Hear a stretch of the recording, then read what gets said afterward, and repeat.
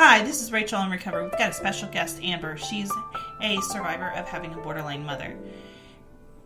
Amber, just tell us a little bit about yourself. Hi, everybody. My name is Amber, and I am a speech-language pathologist. I'm 29, and I am a survivor of a BPD mom. Today, in my answers, I'm going to keep kind of vague. Not that my mom, listens to any podcast, because I don't think she does, but on that off chance and for my own personal anxiety's sake, I will just leave out, names, specific places, but I will, describe the general consensus of what happened. But yeah, that's basically me. Okay. When did you realize something wasn't right with your mom? I've always had issues with my mom.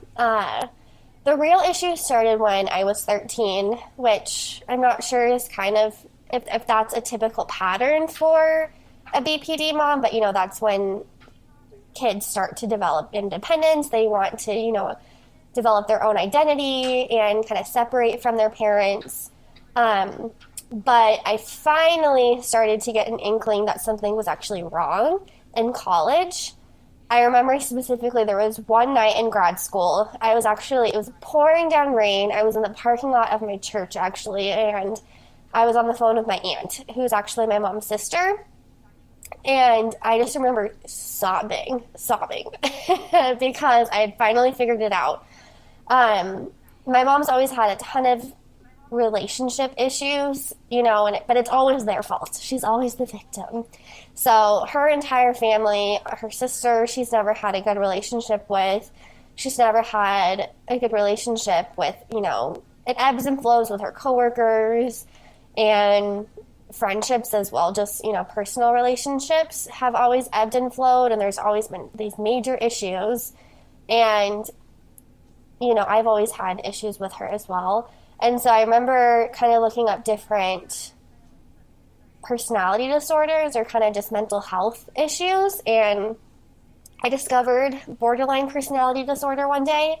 And honestly, I kind of forget how it all came about. I don't know if I just typed in my mom's symptoms, because my mom is very all or nothing. She'll go from 0 to 100 in, 0.2 seconds. So I don't know if I just typed in symptoms and then borderline came up, and then I read it and I was like, oh my gosh, this is 100% her. And, and I compared and contrasted it to narcissism and other things too, but after reading borderline, I was like, this is it. And so it was that night when I was talking to my aunt, I was like, this is what she has. I just know it. I was so confident about it. How was your mother's BPD affecting your education? Well, I went as far as I could for grad school. I went clear across the country, actually. She later told me that I abandoned her. So that was a nice little comment. Just trying to, get educated and also, make a life for myself, and quote unquote, I'm abandoning her. But I wouldn't say it really has affected my education. My mom's a pretty driven person, and so, if anything, it just motivated me to be more educated. I don't know, but I don't think it really affected me that much, other than kind of that one comment, and then me wanting to go very far away for grad school. How has this affected your ability to date? So, I've dated quite a few narcissists, which I know is definitely a pattern of people who have survived BPD parents. I've dated a lot of guys that, you feel like you're the problem in the relationship. And I don't even want to say relationship. I have not had long relationships with men. Typically it lasts between 1 month to 3 months.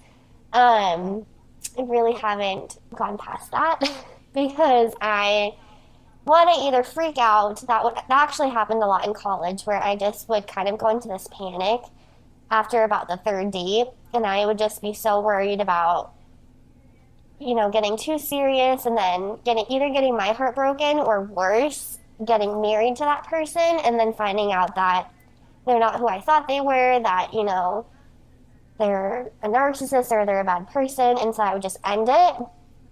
But then I went on this long string of dating just really narcissistic guys for longer than I should have, and just feeling really bad in that relationship and not feeling loved or respected. Um, so to answer your question, I developed a very intense avoidant attachment style. And then I've always really struggled with a significant inferiority complex as well, which has affected my confidence within relationships. So, dating a narcissist, they always make you feel really good at the beginning and then they make you feel bad. Like once they have you on the hook, then that's when they're like, they start to take advantage of you. And so, but not having a lot of confidence, it just kind of left me feeling like I deserved it, I guess. But now, after lots of therapy, I have ended that streak and have now been dating a lot of really good guys, but still just kind of struggle. So I just started actually with a new therapist who specializes in dating. So I think that'll be really helpful for my recovery in that area specifically. I'm always the anxious dating the avoidant, so I get that. Attachment styles, those are real things, man. Seriously. And they have... Yes, they really are. How has this affected your career? So, like I said, it hasn't affected my career really as a whole, but it did affect my first real job out of grad school. It was right around my parents' divorce, and I started suffering from really, really, really severe depression. And so after about 6 months, I got let go for my first job, which was not super affirming in the sense that, I just got all this education and it was like, am I even good at this? So yeah, so I would say that was probably the biggest part of my life that was affected by my BPD parent. And during those 6 months, that's when my depression and anxiety started to get really, really severe, and I hadn't realized it, and so I think it definitely affected my work. So I can pretty much guarantee that I really was not the best employee. I can pretty much guarantee it because I was just so depressed that I was pretty much just not... I was functioning, but I almost from an out-of-body experience, I was just kind of on autopilot. But I probably wasn't the most optimal employee, so I don't fault my boss for letting me go, but it was definitely not... It was also a very toxic workplace, which didn't help. My boss was, according to my therapist at the time, my boss may have struggled with some sort of mental health issue like BPD. She was very, very... she would be highs and lows. She would, one day she would love you, the next day she would hate you and talk about all the, the bad things you were doing in your job and how incompetent you were and whatever it may be. And she got really personal, too, with one of our therapists who was struggling with anxiety and her weight. She suggested going to the gym, and she gave her this exercise or diet book or something. And for me, she had made some, I forget what they even were. She made some personal suggestions. She's like, you really struggle with confidence. You need to start working on that. And so she got really personal, which is kind of inappropriate for a boss to do. So, it wasn't the best work situation in general, to be honest, but it definitely was affected by my issues with BPD. I think I would have handled it a lot better, too. I just kind of was a pincushion for several months and then finally stood up for myself, and that's when she finally let me go because she realized she couldn't control me, because I finally had this realization. I'm like, nope, you've been doing this to the other therapist and you're not going to do it to me. So, but that's probably been the biggest time it's affected me, I would say. The most significant time it's affected me. You are more prone to end up in those types of environments because of your past, I would say. So. Exactly. I had a therapist say one time that you experience something over and over and over again until you learn it. So I don't know if that's just kind of a universe thing, or if it's just we put ourselves in those positions. We just naturally are, attracted to those types of situations. I don't really know which one it is, but we definitely find ourselves in situations with those kind of toxic people more so, I think, than other people who don't suffer from those because experiences. It's comfortable to us. Exactly. That's 100%. It's familiar. It's comfortable. It's normal. It's what we know. So it's what we're naturally attracted to. How has this affected your own mental health? So like I was explaining, I went through a severe season of depression and anxiety. I actually was waking up nightly with panic attacks for a while. So it would be like 2 in the morning. I'd be sound asleep. And it took me, it'd take me forever to fall asleep to begin with. And so I'd finally be asleep. And then, in the middle of the night, I'd wake up just my heart racing for no reason. I wasn't even really having anxious thoughts. I wasn't even really having a nightmare or anything. Just randomly, I would have these panic attacks. And when they first started happening, I thought I had had a stroke. And so I went to the doctor. Actually, went to the ER. And they did a couple tests, and they were like, "You're fine." I think they did a CAT scan or something. But it was just something I hadn't experienced myself. And so, yeah, so it was about 6 months of severe depression and anxiety to the point where I was very out of body. Like, I was completely numb, and it felt like I was looking at myself from up above, which I know some people have experienced. And then I had completely lost my sense of taste. So every time I tasted food, it just tasted like concrete. And it was a very weird experience, and I don't know if anyone's ever experienced that before, but it legitimately just, I can't even describe the taste. It just didn't have any taste anymore. And so, yeah, it wasn't until a friend from back home noticed how bad I was. And she actually sent me on a plane home, basically, which I'll explain a little bit more in detail later. But that's when I was able to get on medication, and which definitely helped me. Medication, I don't believe, is for everyone, and it's very circumstantial. But if you need it, you need it. So, yeah, and so medication, I've been on medication ever since, and that has dramatically changed my life. How has this affected your physical health, including headaches? I wouldn't say it's affected my physical health too much. I get tension headaches, but it's more related to poor posture than mental health, I believe. It's definitely affected my sleep patterns. I feel tired most of the time, even if I've had 8 or more hours of sleep. And that's something that I'm really, really focusing on this year, and I'm trying to remedy with therapy and exercise and, vitamins, especially vitamin D. I'm really low on vitamin D, so I've been trying to take more of that. And then during my initial experience with depression, I did have symptoms of hypothyroidism. So I had low, and I'm going to forget the exact TMH or TSH levels. I forget exactly the letters, but so I was taking hypothyroid medication, levothyroxine, for a couple years until my thyroid levels kind of normalized. But other than that, I mean, I probably eat more than I should, but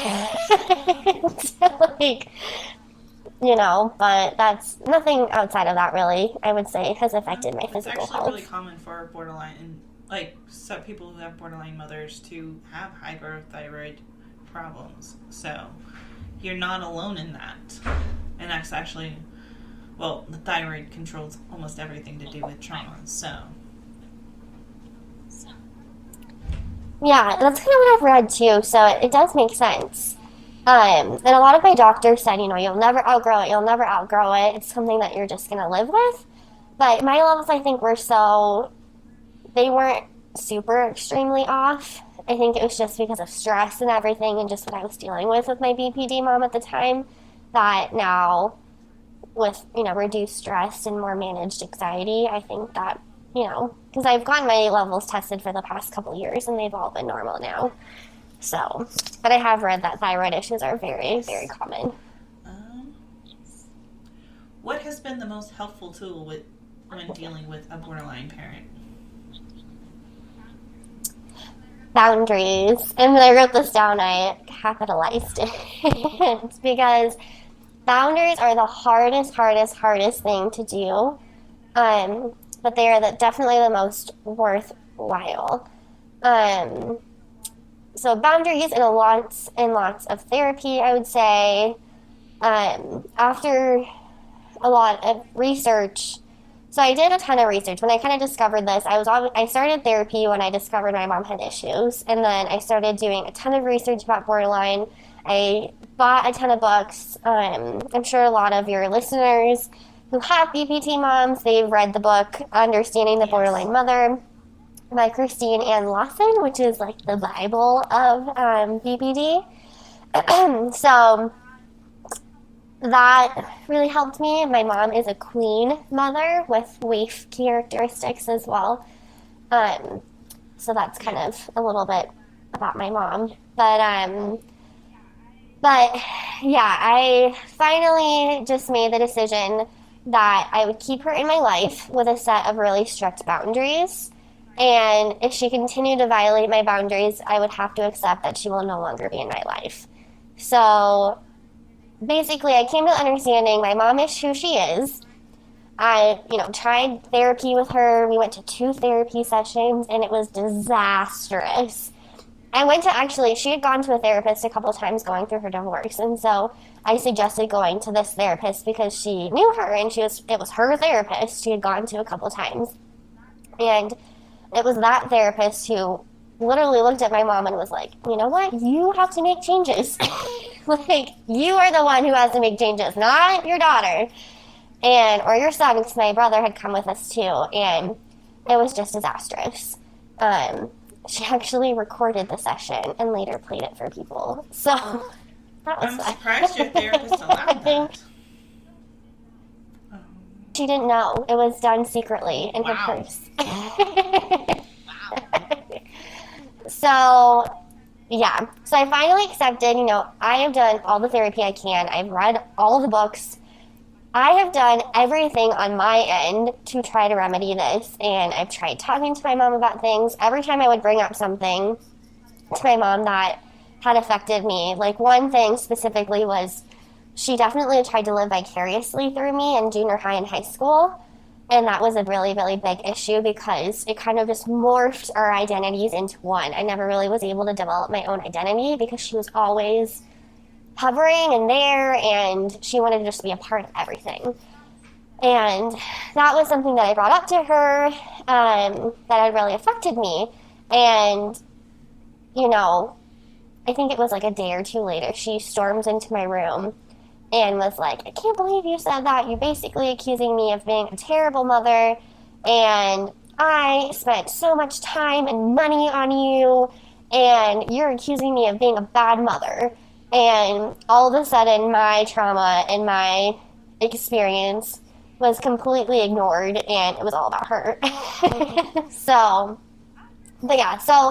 after trying to discuss my issues with her, have mature conversations, therapy, reading books, educating myself, I finally came to the realization that if she truly has borderline, which I believe she does, she's undiagnosed because she won't go to therapy, but she can't ever rationalize. She will never be able to rationalize. And there's something in her brain that's creating a brick wall that does not allow her to. And if that's her fault or it's not her fault, whatever the case may be, the reality is she can't. So I just had to accept that. So I was like I was kind of saying, I had 2 options. either I keep her in my life with a set of strict boundaries because that's the only way to protect myself. Or if she violates those boundaries, then she's out of my life. And I had to accept that too. So I had to accept that there might be a time in my life I might not have a mom. And then I also had to accept that my mom will never be the mom that I had wanted, that I had seen in movies or I had seen my friends grow up with. And she will never be that. And yes, it's sad, and yes, I've had to process that, but it does me no good to dwell on that for the rest of my life because the reality is that will never change. So wishing she was different, wishing she was better won't help me, and it'll never help me succeed. It'll never help me get better because it will never change. Wishing my dog was a cat does me no good because he can never be a cat. He will always be a dog.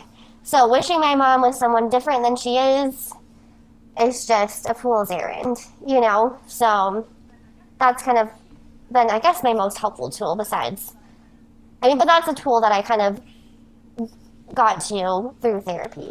So I would say therapy helped me get there, and then obviously educating myself, and then groups are also helpful. Yeah, we met in a group, is so a great resource for anybody who's dealing with borderlines. Yes. It's a fantastic organization, and it's free, and they have courses and all kinds of resources that are super helpful. And the biggest thing I feel like with any sort of trauma is having a community of people. When you talk about something, somebody else is like, yes, I understand exactly what you're going through, because it can be so isolating otherwise. Yeah, having groups is so helpful because it really just affirms what you're going through too. Because my issue throughout my whole life / kind of my current issue, to be honest, because me and my mom have actually gone through a span of time where things have been really good between us. And so during those times, which is right now, we've been really, really good for quite a bit, a long stretch right now. And so those long stretches, though, make me question myself. And I go back to this place of, maybe I was wrong. Like, maybe it was me just being selfish, or I was just being a brat, or whatever. Or maybe I was just being dramatic, or I was just feeling sorry for myself. My mom's really great. So it really helps to go to groups because it's a reminder, like, okay, no, I wasn't wrong. I was very right, and I have a group of people who also understand. And it's different because every borderline mom is different. They have a different characteristic. Like, it lists in the book, the Christine Ann Lawson one. There's 4 different types, right? 4 different types. Yeah. The queen, the waif, the witch, and the hermit. Definitely a waif. So everyone thinks. So, yeah, she was. Your mom was? And the queen. Yeah, she was. And. Okay, which same as my mom. Probably more waif than queen. Well, it just depended on the day. And then the witch occasionally came out, but for the most part, most borderlines are never witches for very long, if ever. But yeah, I know the witch chapter was a little hard for me to read because that one my mom didn't really have any witch tendencies, but having a witch mother would be pretty traumatic. And most of them are either a combination of 2, and then the witch occasionally comes out. There are very few actual, majority witch, which is a very, minimal aspect. At least that's what I read and I understood. And I don't think a lot of children would even survive a witch mother. They don't make it. That's what I was reading too, and that's why it was hard for me to read that chapter because it kind of seemed that way, that a lot of kids wouldn't survive a witch mother. So, which is perfect. But those are kind of, those are the one-offs that you see on the documentaries on TV. So, which is very rare, luckily. And of course, I felt like sometimes she even had hermit tendencies, but those were kind of rare too. But I feel like those were just classifications, but I'd definitely say she's waif and queen, so. Yeah, that being said, though, groups, are helpful. Everyone's experience is going to be a little different because every mom is going to have different characteristics. And they're going to, everyone's going to have different experiences, but the majority of symptoms are the same. And so it's just nice to have a group to relate to. And, when you're having a hard day, it's just nice to have someone to text. Like, I have one person still from the group that will text me and be like, I'm just having a hard day, or like, I just need advice, and, it's just nice to have someone there. Very much. I completely understand. All right. How has this impacted your finances? So, finances, I also said that I don't think it really has impacted my finances, except for having to pay for therapy.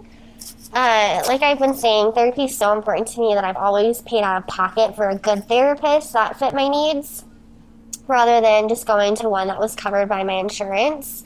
Because the ones that I've encountered through insurance just haven't been super great, and typically they're really only there if you're suicidal. Like, if you're about to kill yourself, that's what they're there for. And so, from my experience, they haven't really been super helpful for, actually gaining progress and learning tools to kind of survive. So, I've always paid out of pocket, which is expensive. Mine is like $150. And so I go every 2 weeks. And, I'm in a pretty good financial situation right now. I'm decent. Like, I'm able to pay my bills.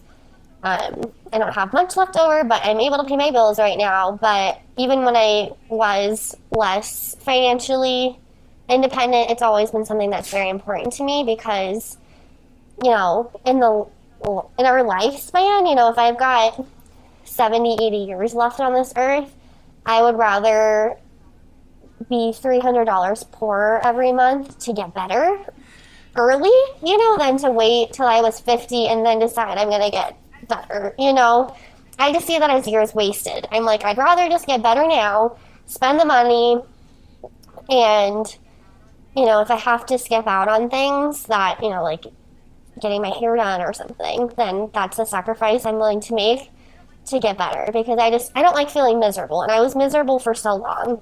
And I just kind of made that choice. I'm like, if I'm going to be on this earth, I have two choices. I'm either going to be on this earth and happy or not on this earth. So I'm obviously not suicidal, so I'm not going to make that choice. So if I don't make that choice, I'm going to be on this earth and I'm going to be alive. So I'm going to do my best to make sure that I make it worthwhile for myself, and that I'm not miserable, and that I'm actually happy and I find some joy. So that'd probably be the biggest impact, I say, financially.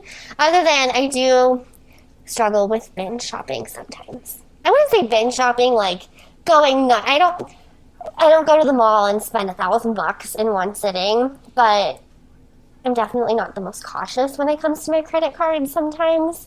So that's something that I probably learned from my mom that I have been trying to remedy.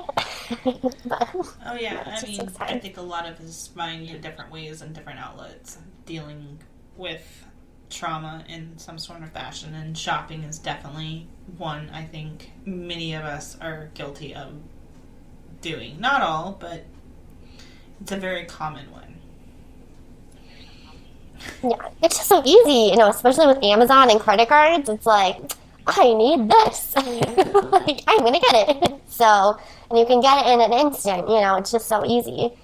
So, that's definitely been my struggle. But what I've been working on this past year is really just sitting and being still. I actually got a tattoo for the first time, and it says, "Be still." Be still and know that I am God has been a really important verse to me.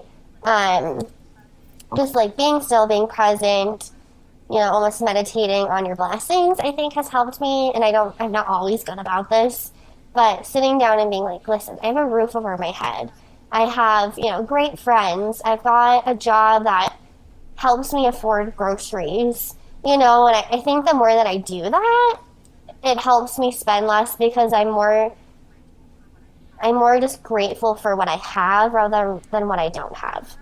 And I remember people saying, do a blessings list or do a gratitude list every day. And therapists have suggested that to me. And it just sounds annoying to me. And I don't think it's something you need to do on a daily basis. I mean, it would definitely help if people did, but I don't think it really works for me to do on a daily basis. But when I am feeling like super spendy or super like, I want all these things that I don't have, that does help me a lot, just to kind of sit and be like, listen, I have a lot of great things that 5 years ago I wanted. Like 5 years ago I didn't have, and this was my dream, and now I have it. And so I just really need to be grateful and sit and enjoy what I have.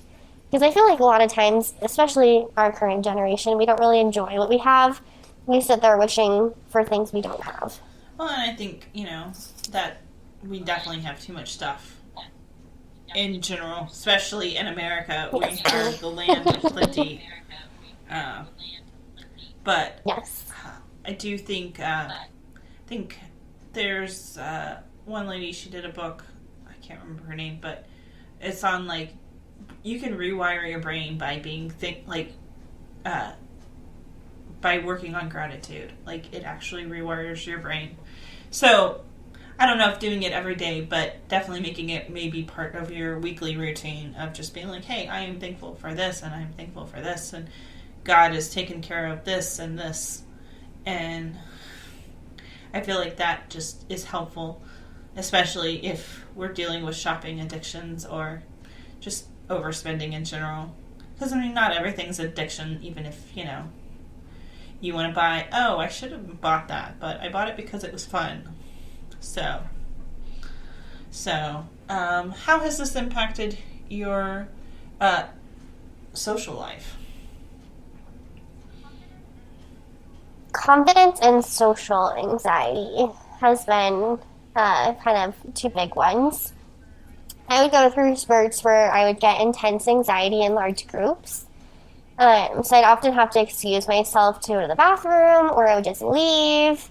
I would even stutter over my words, and I'd almost have this blackout experience where I just, my thoughts would just black out. They would just disappear. It would almost be like a deer in the headlights kind of situation.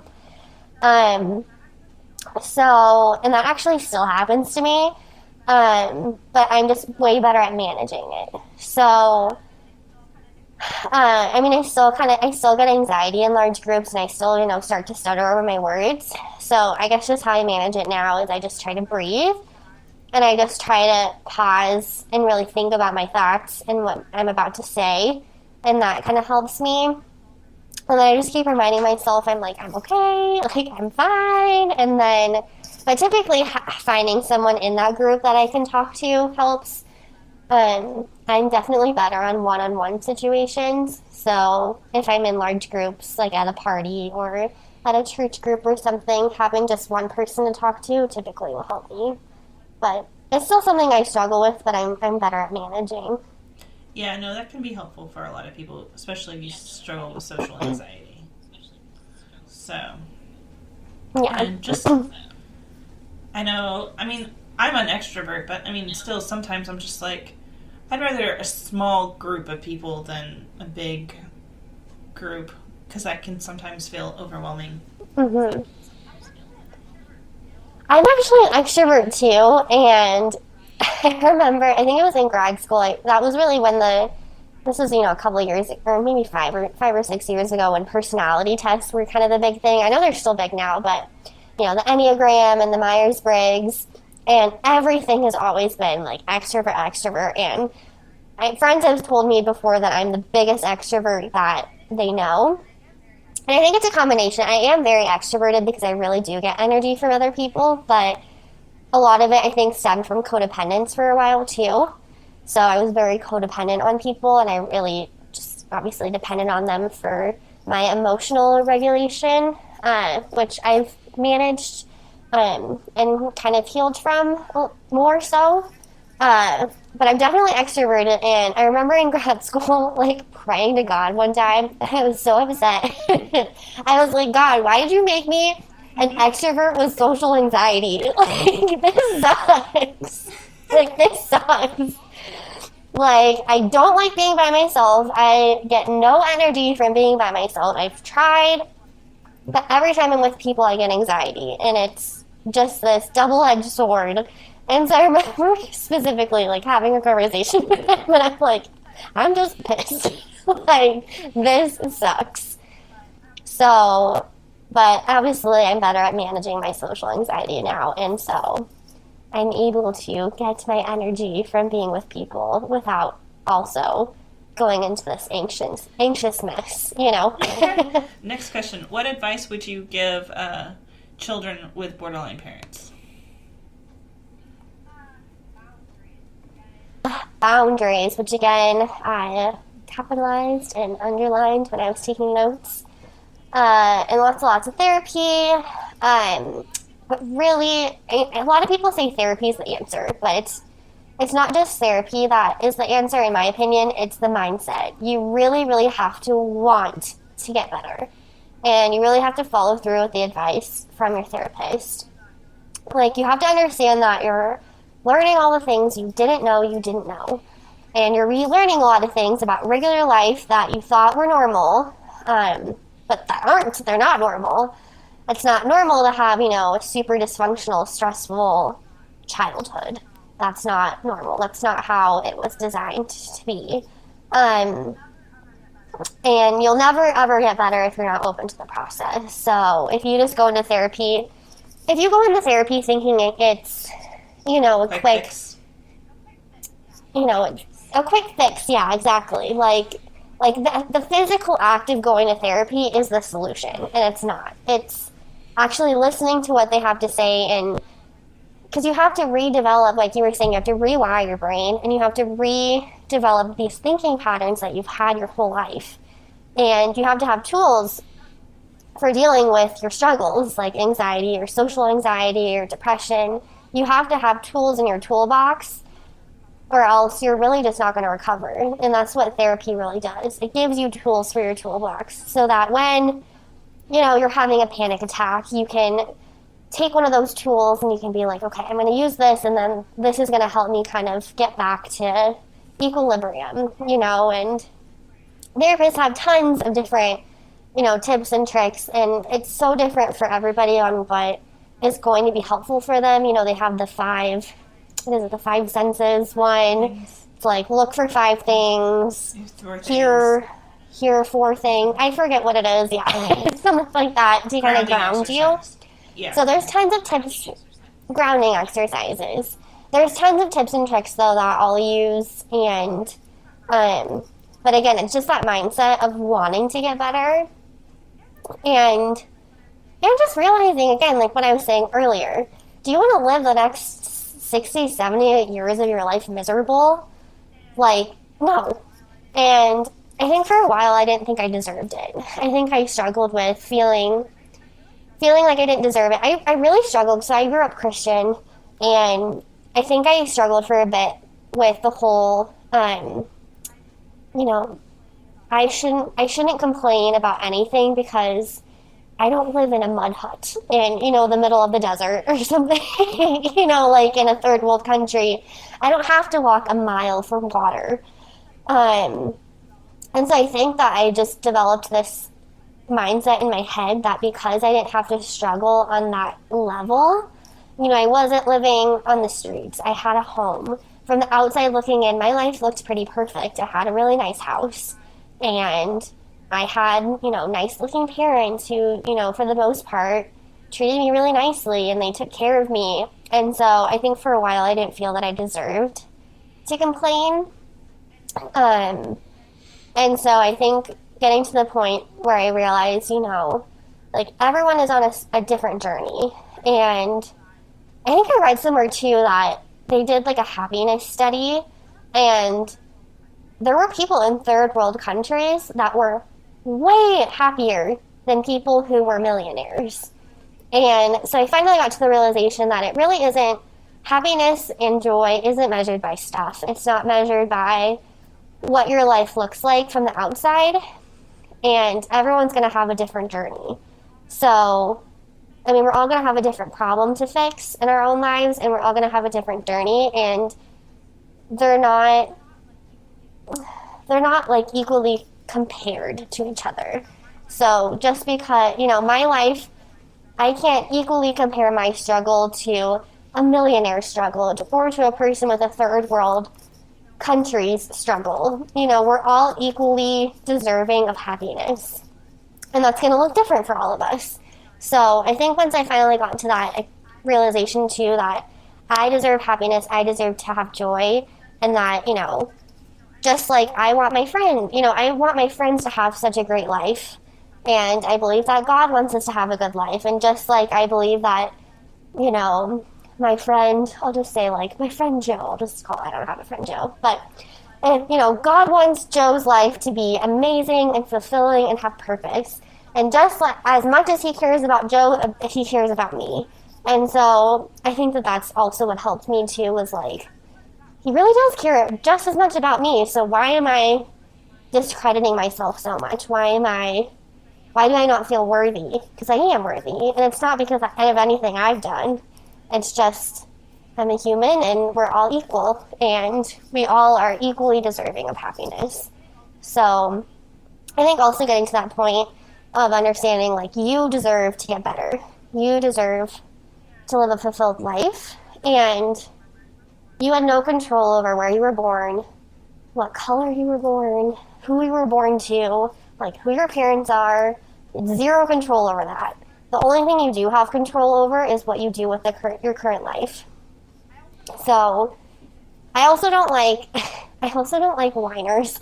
Like, whining really bothers me unless you have a solution for it. Like, and when I say whiners, I just mean the people who are always playing the victim. They're like, my life sucks, and da da da da da, and like, it's just always another problem. But then they're really never working towards fixing it. So my idea is that, like, if you have problems in your life, like, you should actively be trying to fix it and make it better. So I'm gonna forget where I was going with this, but, like, yes, it's not your fault what happened to you in the past, but it is your responsibility, once you have the understanding that there is a problem, it's your responsibility at that point to move forward and work towards a resolution for yourself. Yes. If that kind of makes sense. Make a plan and go with it, and then add to it as you learn more. Because I feel like with any sort of recovery with trauma, you're always learning, oh, this is something new I can try. And does it work for you? Maybe. Maybe not. I've tried all kinds of different things with my trauma recovery. So, and I always encourage people, hey, it may not work for you, but it might just change your life. Exactly. And it is 100% not your fault what happened to you during your childhood, or whatever people's trauma is. It's not their fault that something happened to them. But it is their responsibility, in my opinion, or at least for how I see it in my life. It's my responsibility to learn from it and move forward with my life in a responsible way, I guess. Like, to kind of take ownership, like, listen, this is what I struggle with. It wasn't my fault, but I'm not going to stay this way because I'm an adult. I have a brain. I've been blessed with a healthy body. I've been blessed with a healthy brain. And it's my job now to learn from this experience and grow from it and become a better person and more fulfilled in my life. So, because if I just were to stay a victim my whole life, then that's not my mom's fault. Like, if I wanted to just sprout, every day I don't get out of bed because, my mom was mean to me when I was little, like, that's not going to help me at all, So I think that that's just kind of my perspective, which might not be everyone's perspective, but I think it's just kind of been my motivation really to get better, though, too. Well, thanks for coming on our show, and thanks for answering all our questions. Appreciate your story, because a lot of us are struggling with the borderline mother or borderline father, whichever people are struggling with. But thanks for listening. And Amber, maybe we'll come back on a follow-up in a few months, maybe a couple years. Who knows? Sounds all right. good. Thank you so Thanks much. for listening. You can always follow us on Spotify or Audible or Apple or Google. And then you can always come to our website at www.rachelonrecovery.com. Thanks for listening.